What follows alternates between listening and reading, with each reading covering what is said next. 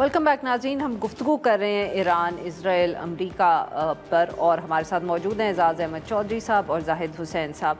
जाहिद साहब, पहले तो यही जो बात जाहिद साहब माफ़ करिएगा एजाज़ साहब कह रहे थे कि Iran has emerge stronger from this, क्योंकि ऑब्वियसली मैं ये अब पूछूं कि आप इससे इत्तेफाक करते हैं, क्योंकि बहुत ये भी गुफ्तगू हो रही है कि जिस तरह देखा, क्योंकि उनके पास एयरफोर्स नहीं है, उनकी their skies were dominated by the Israeli air force and then the American air force, वो अपना कोई बचाव भी इतना नहीं कर सके। तो दूसरा भी व्यू है कि ईरान जो है उसका काफ़ी नुकसान हुआ है इस सारे वाक़े से। देखिए, ये बात सही है कि ईरान को नुकसान हुआ है मिलिट्रीली भी। उनके खासे जो है जो टॉप जनरल थे वो भी इसमें शहीद हो गए। लेकिन एक तो ये था कि उसकी वजह से यकीन कह सकते हैं कि उनकी मिसाइल्स कैपेबिलिटी भी थी, वो भी डिमिनिश हुई होगी, क्योंकि जिस तरह के अटैक्स होते रहे जो इन्होंने इस्तेमाल भी किए। लेकिन ओवरऑल अगर देखा जाए तो इसराइल जो जंग थी उसमें ईरान का एक हद तक जो है मॉरली भी और मिलिट्रीली भी एक पल्ला भारी रहा। देखिए, इसमें सबसे बुनियादी दो चीज़ें आती हैं। एक तो इसराइल के पास एक बहुत बड़ी ताकत है, मिलिट्री ताकत है, और उसकी वजह जो है साफ है कि अमेरिका की हिमायत है, और अमेरिका जितनी भी उनको सप्लाई मिलती है वो अमेरिका के जरिए मिलती है। फिर उसके बाद जो है जो खुद अमेरिका शामिल हुआ कम से कम एक अटैक के लिए, लेकिन उससे बहुत असर तो जरूर पड़ा। लेकिन उसके साथ साथ जैसे एजाज साहब पहले कह रहे थे कि इसराइल को इस किस्म की हालात का सामना नहीं करना पड़ा। देखिए, बावजूद इन तमाम चीज़ों के इसके पास बहुत ही मजबूत जो है एयर डिफेंस वो इनके पास सिस्टम है इसराइल के पास, लेकिन उसके बावजूद भी रॉकेट्स जो है वहाँ पे पहुँचे। वहाँ पे जो है हलाकतें भी हुई बहुत सारे शहरियों की। और एक लिहाज से देखा जाए कि सबसे बड़ा जो है जो एक लिहाज से साइकोलॉजिकल असर जो इजरायली शहरियों पर पड़ा है। मतलब उन्होंने कभी भी इस हालत को नहीं देखा था 1973 के बाद, सही बात है। और उसके बाद जो है उनको ये भी पता चला है कि जैसे पहले कभी भी किसी से जंग में ये नहीं हुआ, तो उनको ये भी एहसास हुआ कितने वनरेबल भी हैं ये। तो ये जरूर कह सकते हैं कि ईरान को एक हद तक जो हुकूमत को भी एक लिहाज से तकवीत मिली है, मजबूत है। और दूसरी एक और बात मैं इसमें न्यूक्लियर उस पर बात करते हैं। ईरान कभी भी न्यूक्लियर वेपन बनाने के लिए नहीं था। वो हमेशा जो है नेगोशिएशन की बात करता है। 2015 में जो नेगोशिएशंस हुए थे, जो डील हुई थी ओबामा के ज़माने में, जिसमें 5 और कंट्री P5 जो कहलाते हैं उनकी भी सिग्नेटरी थी, जिसका मतलब ये था कि ईरान ने ऑलरेडी जो है वो ये चीज़ मान ली थी कि वो उसको क्रॉस नहीं करेगा रेड लाइन को। बिल्कुल ठीक। एजाज साहब, जो सर ऑब्वियसली एक जो गुफ्तगू आज बहुत ज़्यादा हो रही है वो यही है कि जिस तरह सदर ट्रंप ने इजराइल को मुखातिब करके बात की है, कुछ लोग तो यहाँ तक कह रहे हैं कि शायद पहले कभी पब्लिकली किसी अमरीकी सदर ने इजराइल से इस तरह गुफ्तगू नहीं की।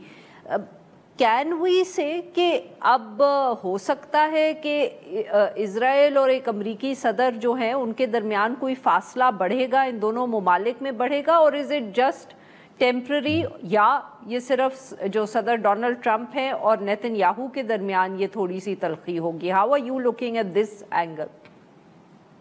देखिए, टेम्पररी है, और टेम्पररी इसलिए है कि जो अमेरिका के सदर डोनाल्ड ट्रंप साहब हैं उनको उनकी मर्जी के खिलाफ नेतन्याहू साहब घसीट घिसाट के लेकर आ गए इस जंग। जबकि अमेरिका के डोनाल्ड ट्रंप के जो साथी थे बहुत सारे, और वो उसके खिलाफ थे, वो कहते थे ना चाहिए जंग में, और बोल रहे थे, उनके कांग्रेस की भी इजाजत नहीं है। उनके अपने साथी भी कह रहे थे जो इराक में हुआ, जो अफगानिस्तान में हुआ, अब मत कीजिए। एक तो वो ले गए और उनको रुसवा करवा। लेकिन टेम्परेरी इसलिए मैं ये कह रहा हूँ, खफा वो इसलिए थे, लेकिन टेम्परेरी इसलिए मैं कह रहा हूँ क्योंकि आप ये देखें कि इतना जोश लॉबी स्ट्रांग रही है अमेरिका में, आज भी है, पूरा मुकम्मल तौर पर होल्ड है। और आप जॉन मार्क शामर को सुनते ही होंगे ना, जिस तरीके से वो बताते हैं कि कैसे इतनी स्ट्रांग AI पैक लॉबी इतनी स्ट्रांग है कि कोई कांग्रेसमैन, कोई कांग्रेस वुमन, कोई सेनेटर उनसे बच नहीं सकता। इस वजह से मैं समझता हूँ कि वो जो बंधन है वो तो नहीं टूटेगा, ये वक्ती जो खफगी है, और इस वजह से है क्योंकि अमेरिका को भी साथ इसराइल ने अपने साथ ही रुसवा कर। सही। जाहिद साहब, ऑब्वियसली अब ये क्योंकि गुफ्तगू पहले भी हो रही थी कि जब से ये ईरान इसराइल की जंग शुरू हुई है तो गज़ा के ऊपर से बहुत तवज्जो हट गई, कोई उसकी बात नहीं कर रहा था, जबकि वहाँ भी हमले जारी हैं। इज़ देयर अ पॉसिबिलिटी कि अब हम जैसे लोगों की तो शायद तवज्जो वापस गज़ा पर चली ही जाए कि अमरीकी सदर जो है वहाँ भी रोकने की कोशिश करें इसराइल को?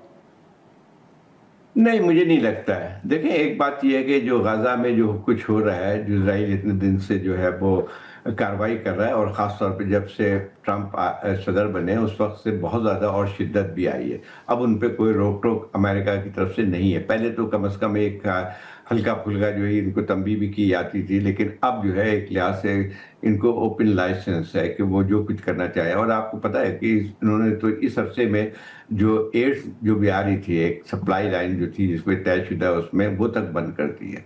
अब वहाँ सूरत हाल जी बहुत ज़्यादा ख़राब है, एक फेमीन की सूरत हाल है, और उसमें जो अब तो खबरें बहुत ही कम आ रही हैं, लेकिन वहाँ पे अभी भी देखें रोज़ाना 40-50 लोग जो है उसमें जो है बॉम्बिंग के शिकार हो जाते हैं।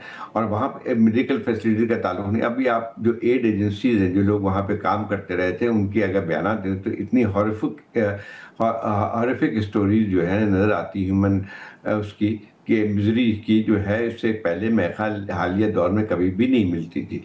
लेकिन अभी तक जो है न सिर्फ अमेरिका की तरफ से कोई इस पे बात नहीं, बल्कि एक लिहाज से जो इजराइल जो भी कार्रवाई करता है तो उसमें एक हद तक अमेरिका की हिमायत हासिल होती है। दूसरी एक और बात भी, सबसे ज़्यादा बैंक्रप्सी और एक डुप्लिसिटी जो कह लें, हिपोक्रेसी जो है वो वेस्टर्न कंट्रीज की है। देखिए, कुछ लोगों ने तो आवाज़ उठाई है, सही बात है, लेकिन अगर आप देखें जर्मनी और ब्रिटेन और की जो है वो उसमें देखें तो वो तो पूरी तरह इस चीज़ में शामिल है। थोड़ी बहुत हल्की फुल्की तनकीद ज़रूर कर देते हैं, लेकिन इससे ज़्यादा बात आगे जाती नहीं है।